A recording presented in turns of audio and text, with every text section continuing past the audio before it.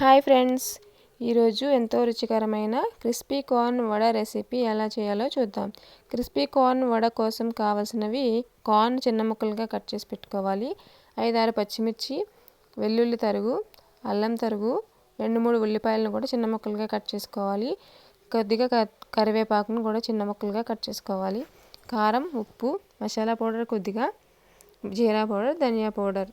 1 కప్పుతో full cup శనగపిండిని తీసుకోవాలి, 3 టీ స్పూన్ల బియ్య పిండిని కూడా తీసుకోవాలి. వీటన్నిటిని మిక్సింగ్ బౌల్లో వేసుకుని ముందుగా మనం కట్ చేసి పెట్టుకున్న పచ్చిమిర్చి, అల్లం, వెల్లుల్లి తరుగు, ఉల్లిపాయ తరుగు మొత్తం అన్నిటిని కూడా బాగా కలుపుకోవాలి. మిక్సింగ్ బౌల్లో వేసుకుని తర్వాత శనగపిండి, బియ్య పిండి, కారం, ఉప్పు వేసుకుని బాగా మిక్స్ చేయాలి. ఆయిల్ బ్యాండ్ పెట్టుకుని వేడైన తర్వాత మనం కలిపి పెట్టుకున్న పిండి ముద్దను చిన్న చిన్న గారెల్లా వేసుకోవాలి. బాగా వేడైన తర్వాత మాత్రమే వేసుకోవాలి, అప్పుడే మనకి క్రిస్పీగా వస్తాయి. వేడిగా ఉన్నప్పుడు మాత్రమే ఆయిల్ ఎక్కువగా పీల్చకుండా ఉంటాయి. బ్రౌనిష్ కలర్ వచ్చేంత వరకు మనం గారెలను వేయించుకోవాలి. బాగా ఫ్రై అయిన తర్వాత ఈ గారెలను సపరేట్ చేసుకుంటూ వేసుకోవాలి.